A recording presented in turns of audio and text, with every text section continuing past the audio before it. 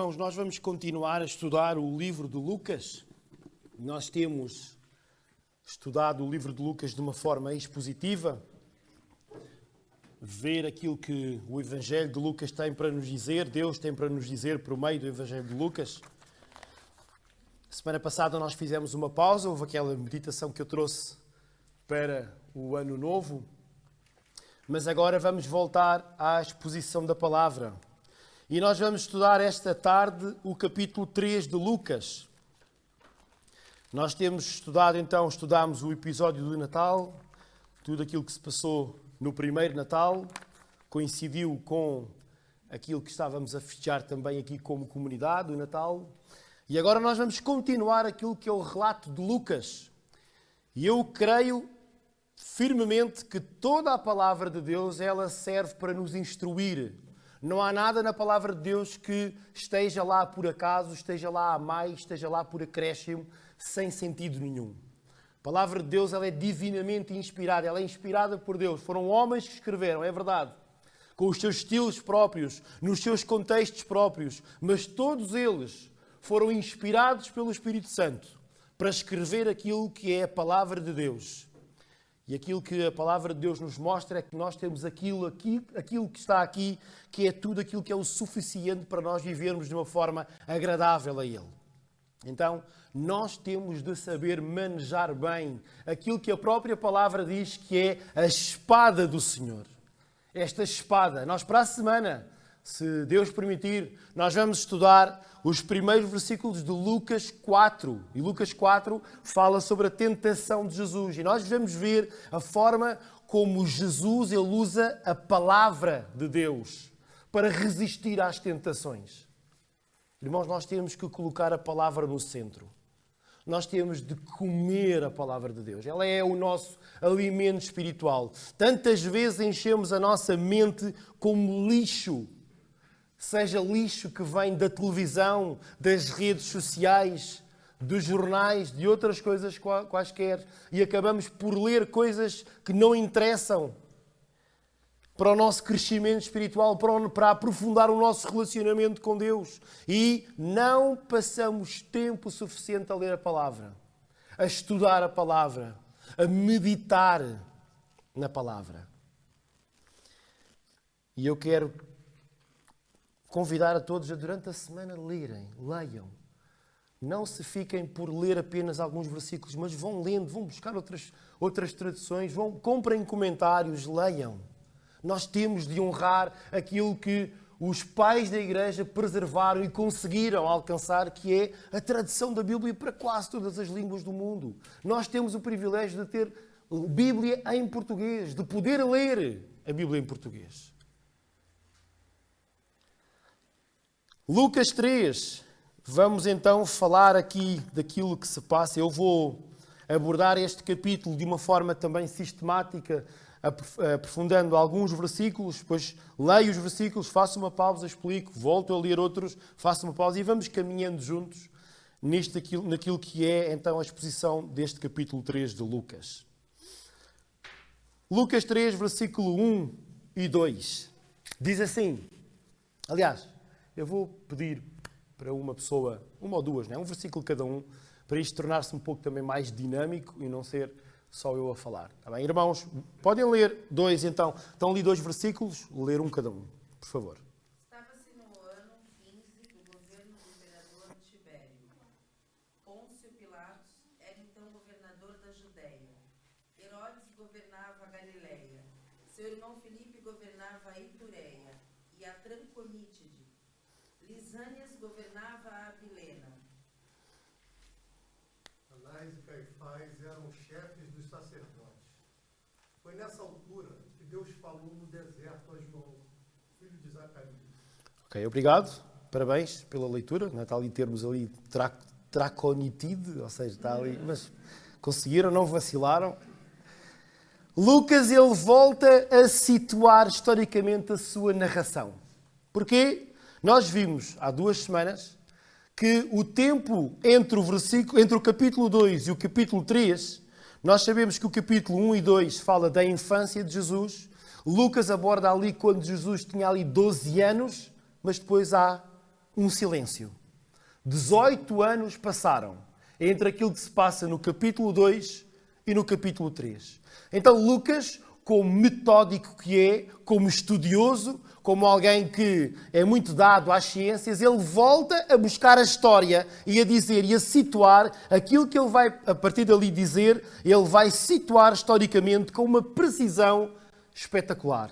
Fala daquilo que era o imperador a nível do Império Romano, fala também daquilo que era o governador a nível local, fala também de regiões mais pequenas, quem governava outra região mais pequena, como Judeia, Galileia e Itureia e outras localidades. Então, e até Lucas chega a precisar quem eram os chefes dos sacerdotes, Anás e Caifás. Então, Lucas, ele quer mostrar que não há dúvida. Eu não quero que os meus leitores tenham dúvidas de quando é que isto se passou. Nós estamos aqui, é esta parte da história. E foi aqui, então, que Lucas, ele inicia a sua narrativa com a ação, com a chamada de Deus para com João Batista. Lembram-se do capítulo 1, quando Zacarias e Isabel, eles receberam aquela profecia de que iriam ser pais de um menino que iria preceder o Senhor.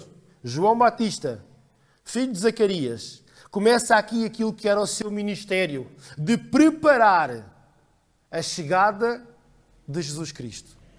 E o texto continua do versículo 3 ao versículo 6. Por favor, um versículo cada um.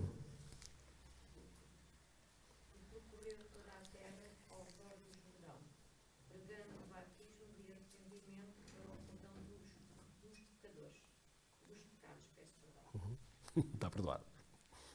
Isto aconteceu como o profeta Isaías tinha escrito assim. Uma voz clama e diz: preparem o caminho do Senhor e abram estradas de direita. Todo vão será aterrado, todo monte e toda a colina serão aplanados. Os caminhos tortos serão endireitados, os desvios serão arranjados, e toda a humanidade verá a salvação de Deus. Ok, obrigado, irmã. Todas as que leram. Profeta, esta profecia que é dada aqui por Lucas, e é muito interessante ver a forma como Lucas ele pega, ele gosta, eu acho que Lucas tem aqui um prazer enorme a ir buscar profecias do Antigo Testamento e dizer, estão a ver, está-se a concretizar. Viram aquilo que o profeta disse há um tempo atrás? Está a acontecer agora. E Lucas ele faz isto. Lucas começa a descrever aquilo que foi a chamada de João, filho de Zacarias. João ia por toda a terra junto do rio Jordão. Junto do rio porquê? Porque era mais fácil de batizar. Ele estava a pregar o arrependimento dos pecados, que as pessoas pudessem perceber que estavam erradas e podiam mudar de vida. E para isso, como sinal exterior desse pacto de arrependimento, elas eram batizadas. E depois Lucas diz, lembram-se daquilo que foi dito pelo profeta Isaías? Isaías deu esta profecia 700 anos antes daquilo que se estava a realizar. E nós podemos ver Isaías 43, exatamente, escrito na palavra do Senhor. Aquilo que se estava a passar aqui, o profeta Isaías disse que ia acontecer. Mais uma vez nós podemos ter aqui uma plena convicção e confiança no Senhor, na palavra do Senhor. O Senhor profetiza, o Senhor cumpre. O Senhor diz, o Senhor faz. Ele não é alguém que diz, mas depois não faz. Alguém que deu uma profecia, mas depois não cumpre. Isso serve para quê, irmãos? Para nós aumentarmos a nossa confiança em Deus e para nós aumentarmos a nossa confiança na palavra de Deus. E para nós também termos confiança nas profecias futuras, naquilo que se vai passar. Porque é o mesmo Deus que cumpriu estas profecias do passado, todas as profecias que Ele realizou para com o futuro, Ele vai cumprir. Ele vai cumprir. Então nós podemos ter esta plena convicção, confiança, viver uma vida de confiança. E quem fez o curso bíblico, esta ilustração que o autor do curso bíblico dá é muito interessante. E ele diz assim, ser cristão, crer na palavra do nosso Senhor Deus, é como estar a ver um jogo de futebol que não está a dar em direto. Alguma coisa gravada. E ele deu a experiência de que estava a ver um jogo gravado com o amigo, em que o amigo ele não sabia o resultado final do jogo. Mas ele sabia qual era o resultado. Então o amigo, sempre que via uma jogada mais perigosa contra a equipa dele, ele ficava, ai vai ser gol, ai vai ser gol. Mas quem já tinha visto o jogo, ele sabia, não, vamos ganhar no fim. Vai tudo correr bem. Irmãos, connosco, neste mundo, parece às vezes que estamos a ser derrotados. Parece que esta apatia espiritual, esta falta de respeito que existe para com os princípios de Deus, parece que estamos a perder o jogo. Mas nós podemos ter a plena confiança de que no fim, Jesus Cristo e os seus seguidores vão sair vitoriosos. Porque a vitória não depende de nós, mas depende daquele que já concretizou, aquele que já pagou o preço. Jesus Cristo, que morreu e ressuscitou para nos dar uma vida com Deus. Está ganho o jogo. Não vai haver derrota, está ganho. Então nós podemos ter esta plena convicção, confiança de crer de que Deus está no controle e Deus, no fim, vai ser vencedor. Parece que não, mas não fiquem estressados. Fiquem calmos. Porque em Deus nós somos mais do que vencedores. Porque aquele que ele já venceu. Ele já venceu e já nos quer dar a vitória também.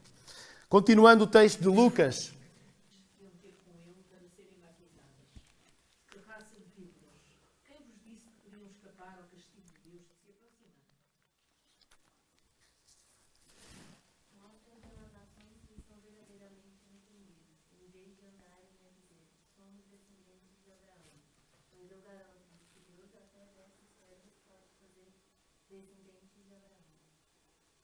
O machado já está pronto para cortar as árvores pela raiz. Toda árvore que não der bom fruto será abatida e lançada no fogo. Irmãos, já repararam a forma de evangelizar de João Batista?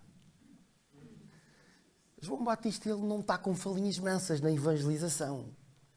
Ele não diz, olha, anda à igreja, convite-te a virar. Não queres vir? Não venhas, então pronto, olha. Não, é muito difícil mudar de vida. Não mudes, então pronto, leva a tua vida. É assim que ele faz. Raça de víboras. Imaginem, não é? Vocês chegarem segunda-feira ao trabalho e começarem a evangelizar os vossos colegas. Vocês são uma cambada de raça de víboras. Ups, parece que não é? Fica assim politicamente incorreto, não é? Não é muito correto. João Batista, ele não estava minimamente importado com aquilo que era o politicamente correto. Ele só queria era dizer a verdade. Ele estava interessado em que as pessoas que o ouviam pudessem perceber, se eles não mudassem de vida, se eles não mostrassem fruto do arrependimento, que eles iriam morrer por toda a eternidade no inferno. Eu não sei se vocês já perceberam, irmãos, mas a responsabilidade que nós temos desta mensagem do Evangelho, de que se nós não falarmos, existem pessoas que nunca vão ouvir e correm o risco de ir parar ao inferno por toda a eternidade.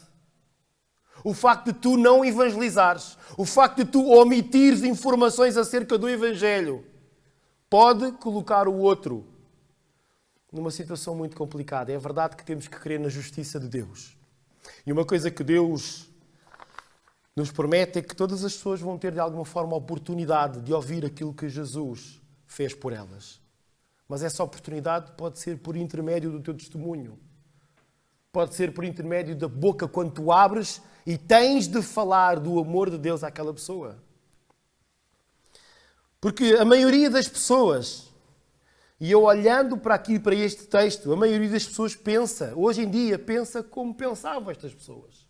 As pessoas pensam que não, os meus pais são católicos, eu também sou católico, eu tenho uma tradição já, eu vou à igreja quando há festa, não, eu vou, é tranquilo. E aquilo que João Batista diz é que não interessa ser judeu de nascimento. Quando eles dizem, quando ele diz raça de víboras, quem vos disse que podiam escapar ao castigo de Deus que se aproxima? Existe um castigo de Deus. Nós não podemos omitir. E só porque é politicamente incorreto, não vamos falar do inferno. Porque isso pode pôr medo nas pessoas e as pessoas nunca mais voltam à igreja. E depois nós ficamos com a igreja vazia. Acham que João Batista estava preocupado em ter seguidores, muitos seguidores, no Instagram, no YouTube? Não estava. Ele queria dizer a verdade. E nós temos de ser claros na verdade. Existe inferno, existe. E se a pessoa não tiver um encontro com Cristo, um encontro que transforma a sua vida, como diz aqui, mostrem pelas ações que estão verdadeiramente arrependidos, em vez de andarem a dizer, nós somos descendentes de Abraão. Ou seja, nós somos da descendência de Abraão. Abraão, aquele que foi escolhido por Deus. Nós não precisamos de fazer nada. Automaticamente nós já estamos em paz com Deus, vamos para o céu. Não, já estamos. E o João Batista diz, eu garanto-vos que até destas pedras ele pode fazer descendentes de Abraão. Porque aquilo que está em causa não é a tradição que nós temos familiar, não é o hábito que nós temos de ter uma religião. Não é isso que está em causa. O que está em causa é se a tua vida mostra fruto de arrependimento. Fruto de arrependimento é, dentro do teu interior, tu sentes uma tristeza tremenda quando tu pecas. Porque tu sabes que aquilo magoa a Deus. Tu sabes que aquilo defrauda aquilo que Jesus fez por ti na cruz. É como se tu estivesses a gozar com a cara de Deus quando tu pecas. Fruto de arrependimento significa que a tua vida, na vida diária, nas tuas decisões, tu mudaste e agora pertences a outro Senhor. Tu pertences à luz, já não pertences às trevas. Aquilo que tu fazes na tua vida diária não tem nada a ver com trevas, mas tem a ver com luz. Cuidado quando pensamos que na nossa vida diária já está tudo bem e nós, pelos nossos comportamentos, pelos hábitos que vamos adquirindo, e quando começamos a ter hábitos de vida que de alguma forma são hábitos saudáveis, vir à igreja, dar o dízimo, estar a fazer discipulado, isso tudo é saudável, mas se não houver, se não existir uma verdadeira transformação no nosso interior, nada disso vai nos chafar do inferno. O castigo para todos aqueles que são pecadores, o salário do pecado é a morte. Porém, se nós entregarmos a nossa vida a Jesus, se nós com a nossa boca confessarmos a Jesus como Senhor e no nosso coração crermos que Deus o ressuscitou dos mortos e ao longo da nossa vida nós lutarmos com todas as nossas forças contra o pecado tem de nos incomodar, tem de haver incómodo, tem de haver um incómodo ao ponto de haver uma tristeza em nós, mas que exista um verdadeiro arrependimento para que logo ali exista uma alegria transbordante, porque sabemos que Deus nos perdoa. Porque sabemos que aquele que mais saiu magoado com a nossa ação, Ele está pronto a perdoar.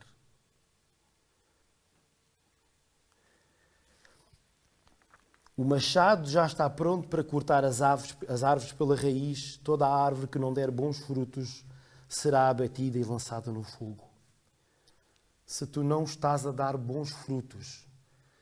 Irmãos, esta é daquelas passagens que provavelmente, se não fosse pregação expositiva, eu nunca pegava nela. Porque aquilo que estamos a pregar não é popular.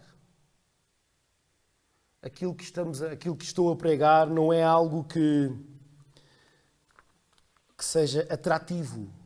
Aliás, o estilo de João Batista não era nada atrativo. Ele começa logo, vocês são uma raça de víboras. É verdade que a salvação, só Deus sabe quem a tem.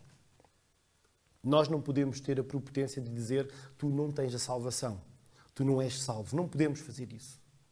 Porque somente Deus conhece o coração de cada um de nós. Mas nós podemos averiguar, que a Bíblia diz, pelos frutos os conhecereis. Pela forma como nós tomamos as decisões no dia a dia, pela forma como nós reagimos quando pecamos, nós podemos ver Cristo está em ti. Ou podemos dizer, essa postura de vida. Atenção, irmãos, há aqui uma diferença entre postura de vida e aquilo que é um comportamento. Porque a situação é viver pecando ou pecar, porque todos nós pecamos. E nós temos lá em 1 de João, ele é fiel e justo para perdoar os nossos pecados. O problema é quando esse pecado se torna rotina. Quando esse pecado se torna banal na nossa vida e nós já o fazemos. E até nos estamos despreocupados com essa ação pecaminosa. Aí nós temos de vigiar. Nós temos de perceber que aquilo que o Espírito Santo quer criar em nós é um coração sensível ao pecado, no sentido em que existe uma mudança de vida, mudança de comportamento. Quem não vive uma vida onde sistematicamente manifesta verdadeiramente arrependimento pelo pecado que faz, tem de seriamente duvidar se Cristo transformou essa vida. Porque nós não podemos manter o mesmo comportamento lá do passado, depois de conhecermos Cristo. João Batista, ele não tem, como se costuma dizer, ele não tem papas na língua. Mas sabem porquê? Porque mais vale agora nós levarmos na cabeça e nos arrependermos agora e passarmos toda a eternidade com Deus, do que sermos orgulhosos agora e dizer, eu já sou membro da igreja há 40 anos. Já sou membro da igreja há 40 anos. Já tenho lugar cativo na igreja. O que é que não seria desta igreja se não fosse eu? Pois cuidado. Avalie o seu coração. Avalie o seu coração e perceba se efetivamente Jesus é o Senhor da sua vida.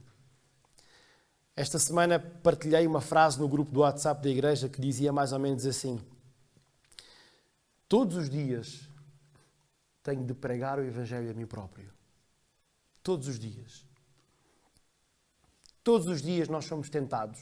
Todos os dias nós somos bombardeados com coisas para pecar. Todos os dias nós temos de compreender aquilo que Jesus fez por nós.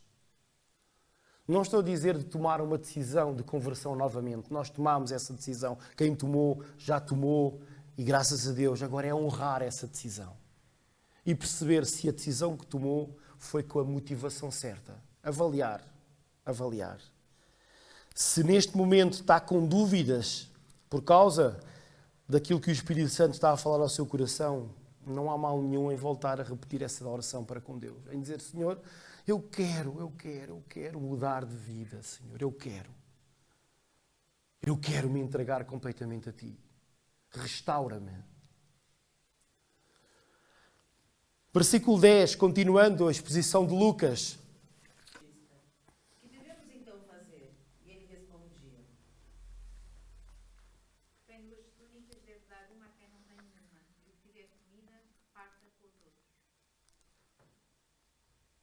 Continuando. Também lá foram cobradores de impostos para serem batizados e perguntaram a João: Mestre, o que devemos nós fazer? Ele respondeu: não cobrem mais do que está determinado. Houve também soldados que lhe perguntaram: e nós?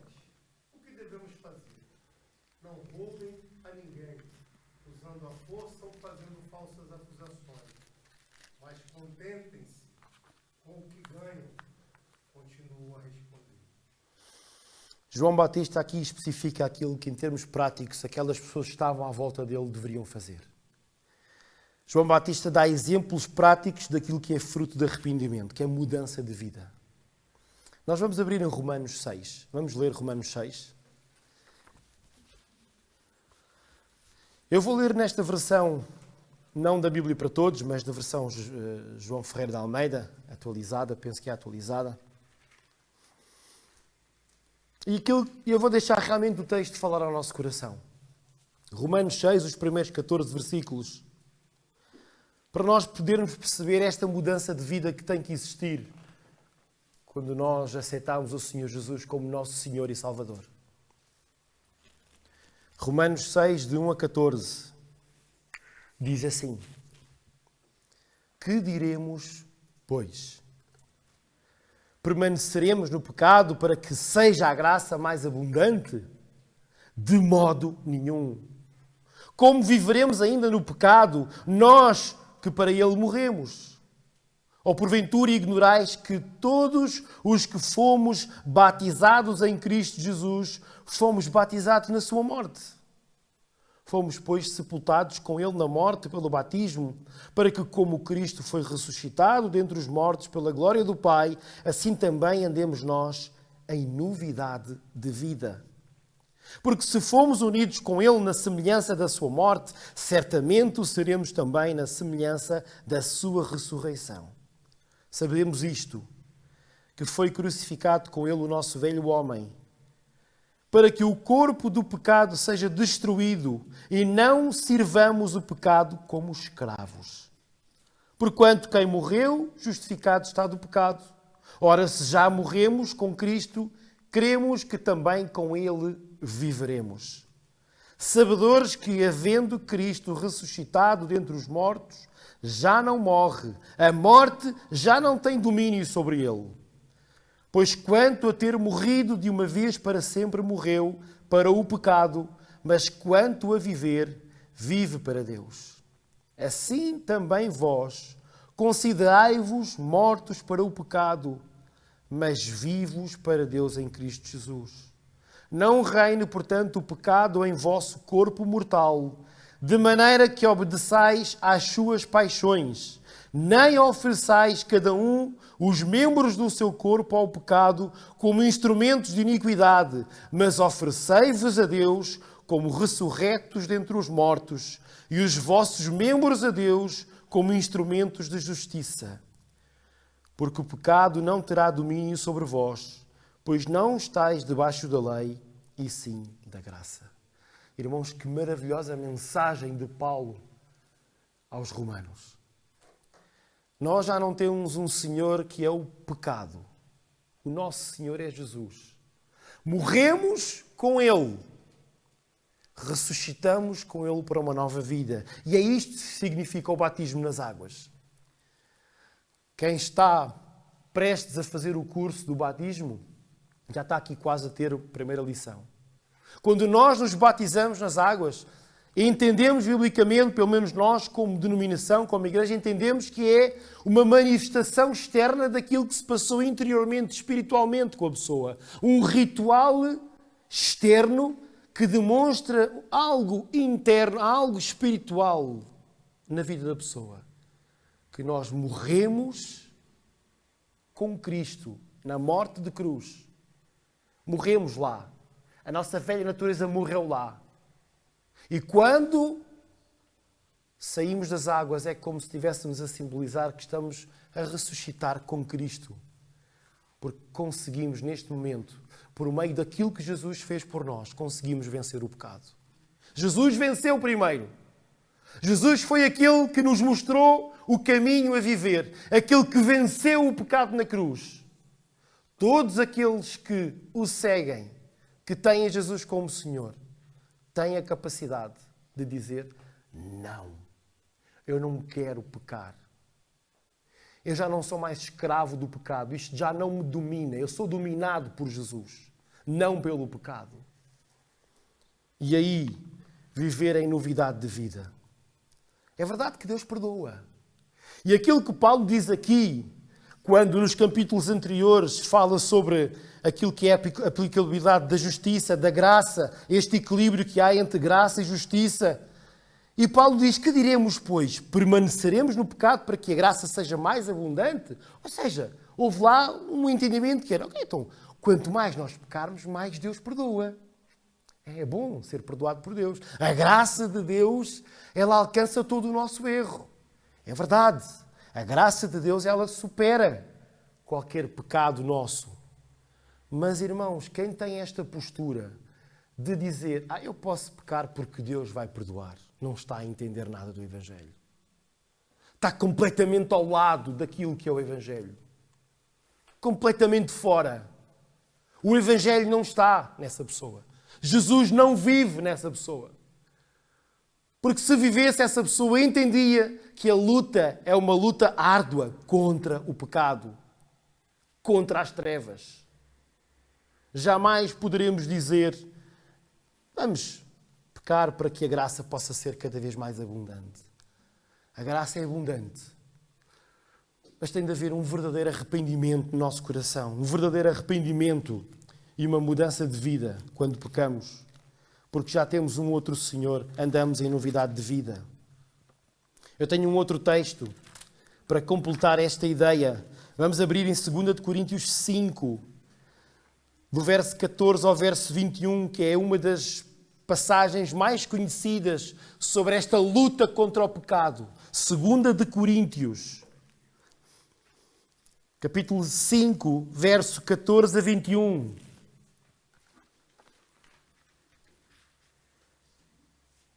Diz assim, 2 Coríntios 5, 14 a 21. Pois o amor de Cristo nos constrange, julgando nós isto. Um morreu por todos, logo todos morreram. E ele morreu por todos, para que os que vivem não vivam mais para si mesmos, mas para aquele que por eles morreu e ressuscitou. Assim que nós, daqui por diante, a ninguém conhecemos segundo a carne, e se antes conhecemos a Cristo segundo a carne, já agora não o conhecemos deste modo. E assim, se alguém está em Cristo, é nova criatura. As coisas antigas já passaram, eis que se fizeram novas.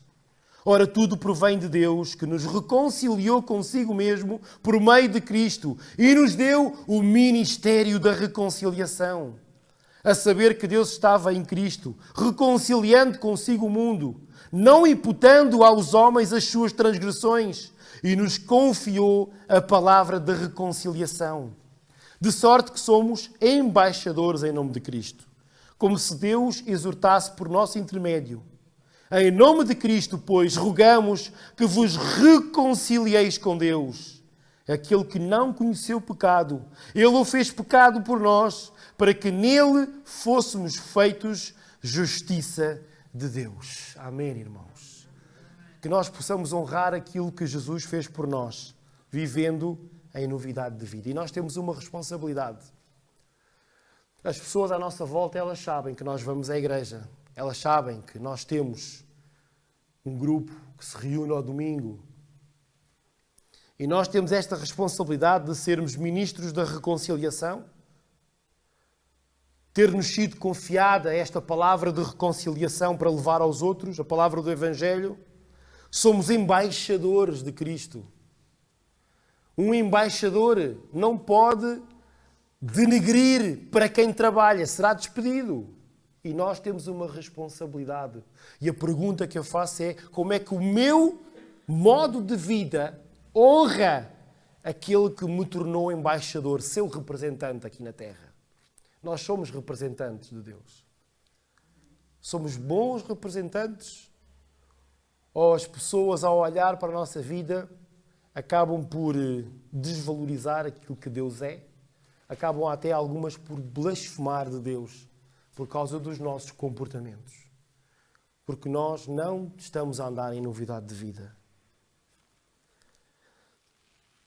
Eu espero não estar a ser... Não estou a ser tão duro quanto João Batista. Não é? João Batista foi mais duro. Vamos continuar então, versículo 15.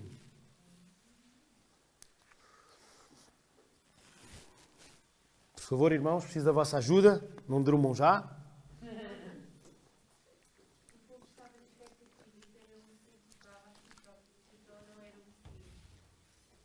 Mas ele explicou a todos: eu batizo-vos em água, mas está a chegar quem tem mais autoridade do que eu.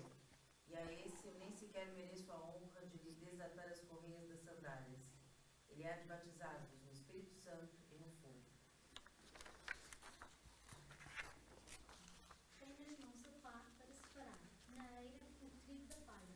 Guardará o trigo no seu celeiro, e queimará a palha numa fogueira e não se acaba.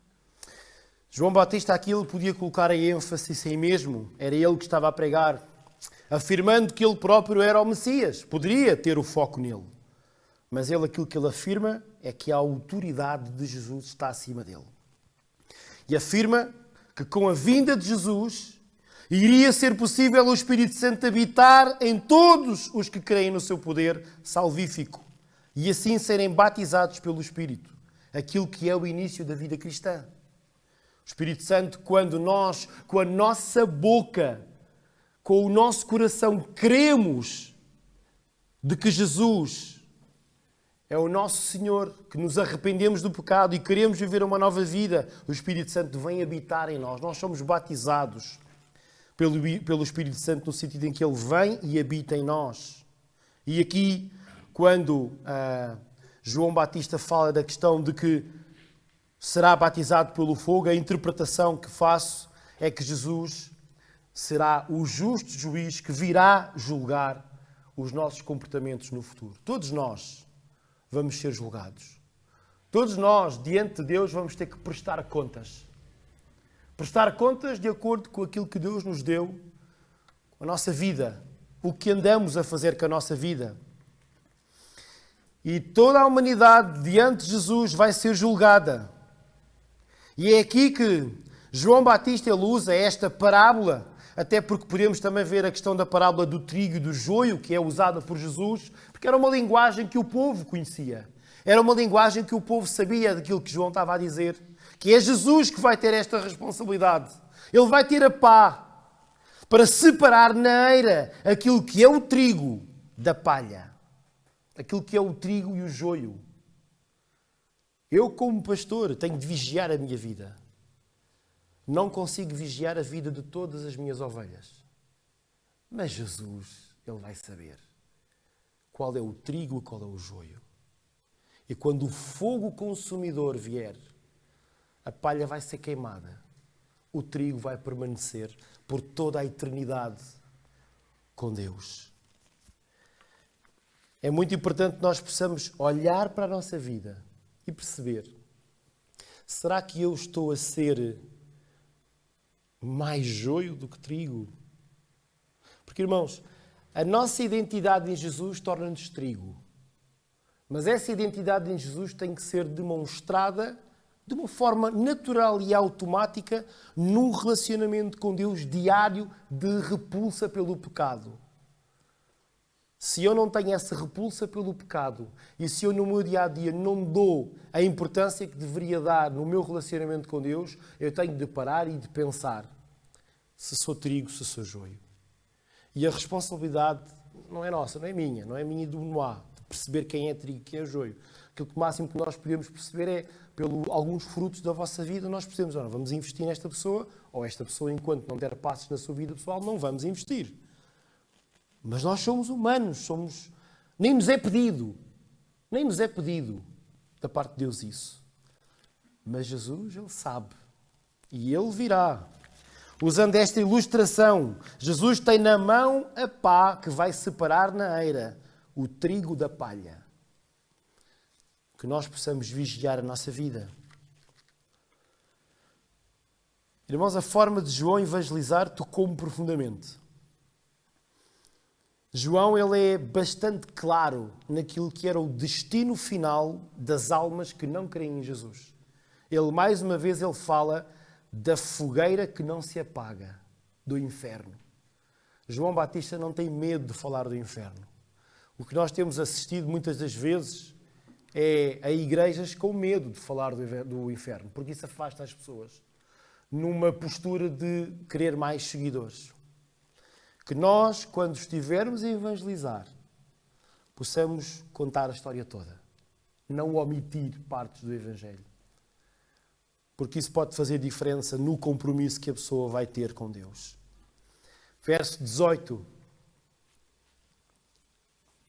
O irmão queira ler o verso 18. Pode explicar mais uma vez, por favor? Exato.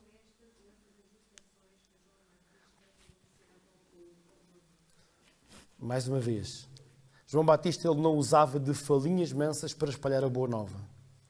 Ele era direto, ele não ocultava informação acerca do Evangelho para não desiludir as pessoas. Ele anunciava a boa nova. Às vezes parece, boa nova, raça de víboras, vão morrer no inferno, isso é boa nova. É boa nova. Porque as pessoas têm de entender qual é o destino, o seu destino eterno, se não seguirem Jesus. Verso 19. E já estou a caminhar para o fim. Também repreendi o governador Herodes por viver com Heródias, mulher do irmão, e por muitas outras coisas em que Herodes tinha procedido mal. Então Herodes acrescentou às suas culpas ainda mais esta, mandou prender João. Irmãos, não há nada de popular em evangelizar. Não é popular. Em fazer parte de alguém que quer ser anticorrupção, que quer dizer a verdade.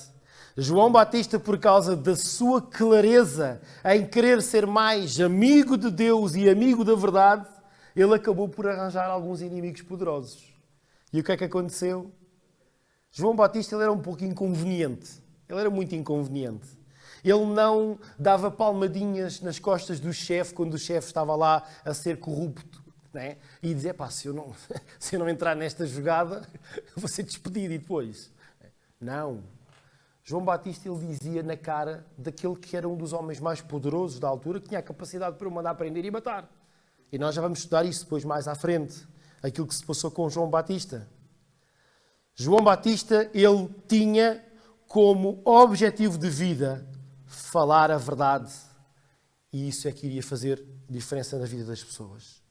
Apesar de ter a vida em risco e de ir mais tarde, como vamos ver, pagar com a própria vida o facto de dizer a verdade, ele não se importava com isso. Porque ele sabia que esta passagem aqui na Terra não é nada comparado com toda a eternidade que ele vai ter com Deus. E nós, como é que é a nossa postura diante de pessoas influentes quando elas desagradam a Deus? Será que nós nos deixamos corromper?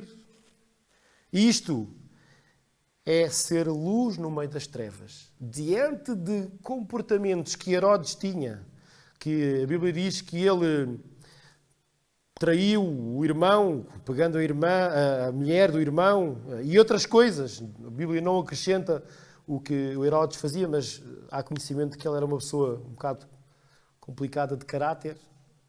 E João Batista foi lá e diretamente disse, tu não podes proceder assim. E ele foi preso.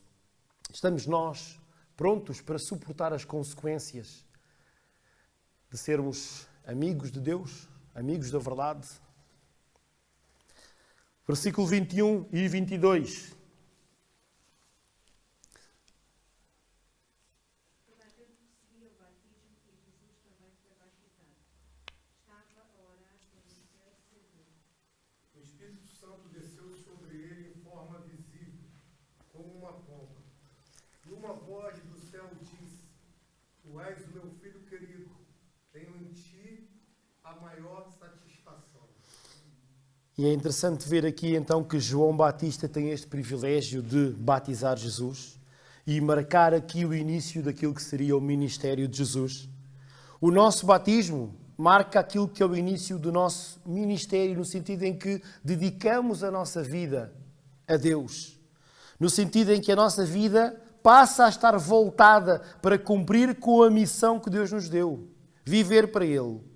Jesus, apesar de não precisar de se batizar, porque Jesus nunca pecou e o batismo seria para remissão de pecados, para demonstrar arrependimento. Jesus nunca pecou, mas aqui Jesus ele identifica-se connosco, dá-nos o exemplo de algo que mais tarde ele vem a ordenar em Mateus 28, que é ir por todo o mundo, pregar o Evangelho, evangelizar as pessoas e batizando-os em nome do Pai, do Filho e do Espírito Santo. Jesus dá este exemplo e isso agrada o Pai.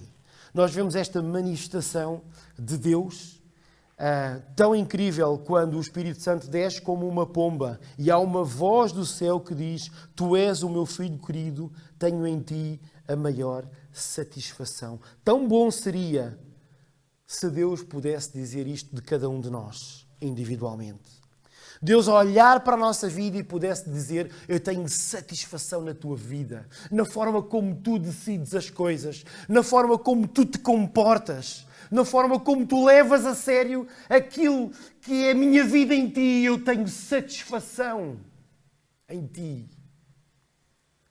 Tu és o meu filho querido. Tenho em ti a maior satisfação. Será que Deus pode dizer isto da sua vida? Quando permanecemos nele e vivemos uma vida de busca por fazer a sua vontade, quando a nossa prioridade é obedecer a Deus no nosso dia-a-dia, nós conseguimos dar satisfação a Deus.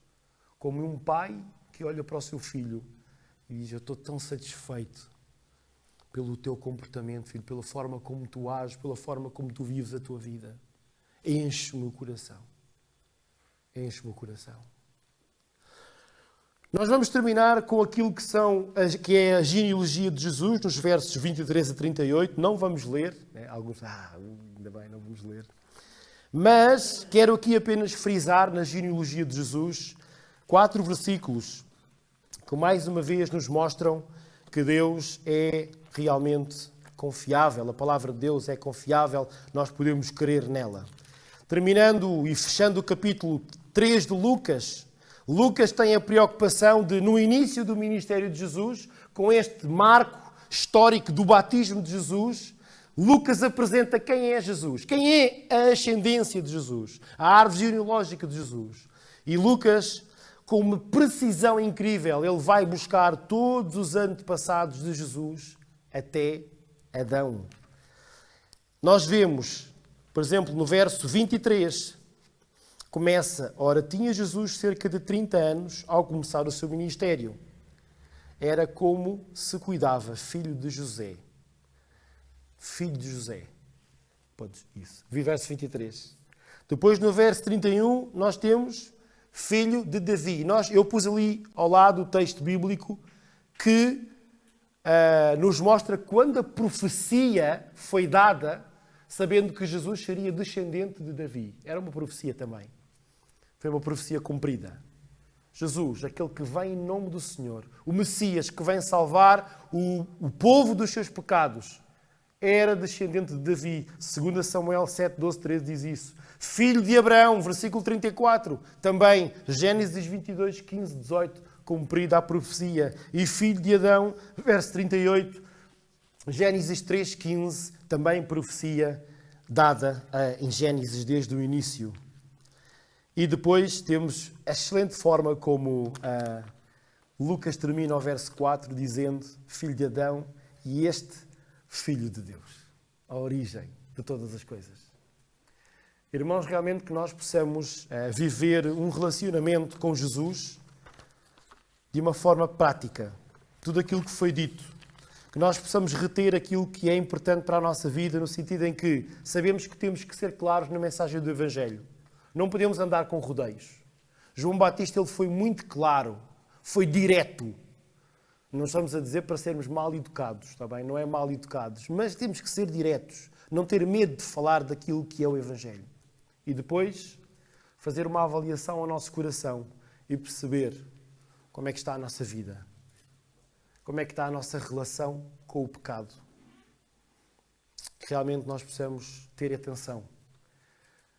Porque não podemos ter uma postura de banalizar aquilo que é o pecado. Amém, irmãos? Ficou claro? Vamos orar. Senhor, muito obrigado pela Tua palavra, Senhor. Obrigado porque a forma como Tu falas é algo que nos enche o coração, que a Tua palavra, como ela diz dela própria, ela serve para nos corrigir, para nos tirar daquilo que é o caminho errado e nos colocar no caminho da justiça, prontos para praticar toda a boa obra. Senhor, faz isso em nós. Faz isso em nós, Senhor. Retira-nos dos caminhos errados e coloca-nos no caminho certo, sabendo que a vida cristã é algo para ser levado a sério. O relacionamento contigo é algo que tem que ser demonstrado no dia-a-dia.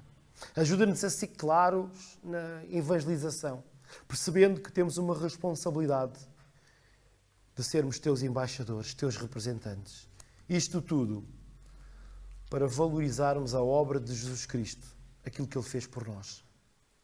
Descendente de Davi, descendente de Abraão, descendente de Adão, filho de Deus.